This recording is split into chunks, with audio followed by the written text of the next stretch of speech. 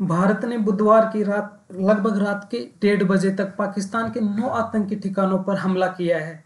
रात के लगभग 1:30 भारत ने पाकिस्तान के 9 आतंकी ठिकानों पर हमला किया है। इसमें लगभग 100 से ज़्यादा जो आतंकवादी हैं वो मारे गए हैं। अब इस खबर को डिटेल से हम पढ़ते हैं। ये इस ऑपरेशन सिंदूर से भारत ने पाकिस्तान के 9 आतंकी ठिकानों पर हमला किया है। यह 22 अप्रैल को भारतीय पहलगाम में हुए आतंकी हमले के बाद यह एक्शन भारत सरकार के द्वारा लिया गया है। अब देखते हैं इसकी डिटेल में। पीओके में स्थित जो ये स्थित है मुजफ्फराबाद, गुलपुर, सियालकोट, मुरूद के बहावलपुर, चकमरू, भीमबेर, कोटली और बाग, ये 9 क्षेत्र हैं पीओके और जम्मू पाकिस्तान के, जिस पर भारतीय सेना ने मिसाइलों और सुसाइड वाले ड्रोन्स है उनसे अटैक किया है, जिसमें 100 से ज़्यादा पाकिस्तानी आतंकवादी मारे गए हैं। जो जिनको पाकिस्तान पनाह देता है वो इसमें मारे गए हैं। अब देखते हैं ये कार्रवाई क्यों की गई। पाकिस्तान ने 22 अप्रैल पाकिस्तान समर्थित 22 अप्रैल को पहलगाम में आतंकी हमला हुआ। इसमें 26 भारतीय मारे गए। तो इन्हीं का बदला लेने के लिए भारतीय गवर्नमेंट ने, भारत की तीनों सेनाओं ने मिलकर पाकिस्तान पर एयर स्ट्राइक की, वो भी मिसाइलों के माध्यम से। इसके बाद पाकिस्तानी एयर स्पेस बंद कर दिया गया है। इस ऑपरेशन को ऑपरेशन सिंदूर नाम दिया गया है। इसके तहत ही यह हमला हुआ है। अब देखते हैं, ये 9 जगह हमने देख ली है, यहाँ पर यह हमला हुआ है। अब इसमें एक ये वाला क्षेत्र जो पीओके में पाक अधिकृत कश्मीर है, जो भारत का ही हिस्सा है, वहाँ पर एक मस्जिद की है जिसमें भारत ने मिसाइल से अटैक किया था, जिसमें ये टूट फूट हुई है, एकदम कबाड़ बन गया है, इमारत ढह गई है बिल्कुल। ऐसे ही बहुत से हमले भारत के द्वारा किए गए हैं। हमले का विवरण हम देख लेते हैं, ये कैसे क्या हुआ। ये 1:30 बुधवार को हुआ था रात की, जब सभी लोग सो रहे थे उस टाइम पर। लक्ष्य देखते हैं। भारत ने पाकिस्तान और पाकिस्तान प्रशासित कश्मीर के विभिन्न क्षेत्रों में स्थित आतंकी ठिकानों को निशाना बनाया। हमले में मुजफ्फराबाद, कोटली और बाहुलपुर जैसे स्थान शामिल थे। मुजफ्फराबाद, कोटली और बाहुलपुर। परिणाम में पाकिस्तानी अधिकारियों के अनुसार हमले में 9 नागरिकों की मौत हुई है और 38 अन्य घायल हुए हैं। इनमें से कुछ बच्चे भी शामिल हैं। भारत ने दावा किया कि हमले में 100 से अधिक आतंकवादी मारे गए हैं। 100 से, जबकि पाकिस्तान 30 बता रहा है। कोई भी गवर्नमेंट अपने देश का सही आंकड़ा नहीं देती है जब दुश्मन उनका नुकसान करता है। तो इसका सही आंकड़ा है 30 से अधिक और 100 आतंकवादी इसमें मारे गए हैं। अब तक की खबर है, ज़्यादा भी आंकड़ा हो सकता है। प्रतिक्रिया। पाकिस्तान ने इन हमलों को युद्ध का कृत्य बताते हुए कड़ी निंदा की है। पाकिस्तान ऐसा करता रहता है, उसकी निंदा का कोई प्रभाव नहीं पड़ता, बस वो अपने देश में स्थित जो न्यूक्लियर वेपन्स है उनके ऊपर कूदता है। बाकी उसकी अर्थव्यवस्था ऐसा कुछ भी नहीं है जिस पर वो गर्व कर सके, बस वो गीदड़ भपकियाँ देता रहता है।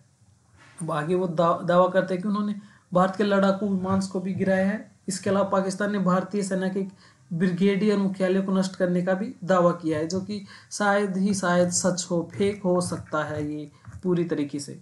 अंतर्राष्ट्रीय प्रतिक्रिया।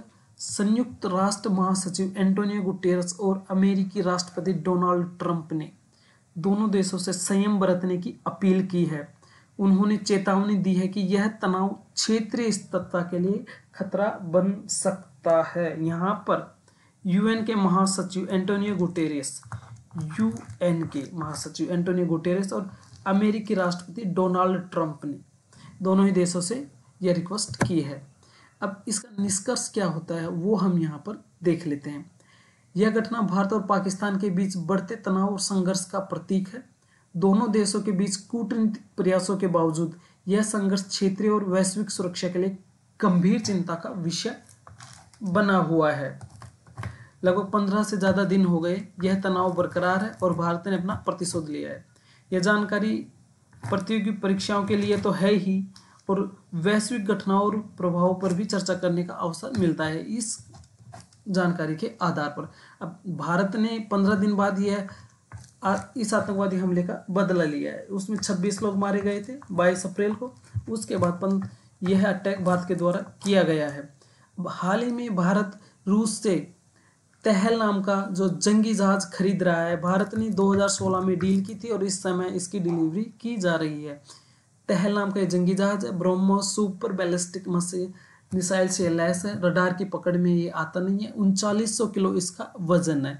55 किलोमीटर प्रति घंटे की रफ्तार से यह चलता है। इस पे 200 से ज़्यादा भारतीय नौसैनिक तैनात है। इनको रूस में ट्रेनिंग दी गई थी और ये अब यही सैनिक, जो भारतीय सैनिक जिनको रूस में ट्रेनिंग दी गई थी, वो इसको भारत में लेकर आएंगे। इसके अलावा 2 शिपयार्ड तलवार स्टील फ्रिगेट श्रेणी के गोवा शिपयार्ड में तैयार किए जा रहे हैं। इसके अलावा भारत ने हाल ही में इंग्लैंड के साथ, यूके के साथ, यूनाइटेड किंगडम के साथ में फ्री ट्रेड एग्रीमेंट साइन किया है। इससे जो भी लग्जरी सामान है, कपड़े और जो गाड़ियां हैं, जो यूके के ब्रांड हैं, वो भारतीय मार्केट में सस्ते दाम पे मिलेंगे, क्योंकि इनके ऊपर कोई टैरिफ वगैरह अब लगेगा नहीं, क्योंकि यह फ्री ट्रेड एग्रीमेंट है। इससे दोनों ही देशों के बीच में व्यापार करने में आसानी होगी और इस तनावपूर्ण माहौल में यह एक तरीका भी है किसी देश को अपने पक्ष में दिखाने का, उसके साथ समझौता करना,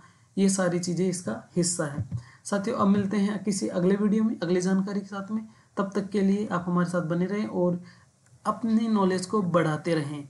जय हिंद, जय भारत साथियों।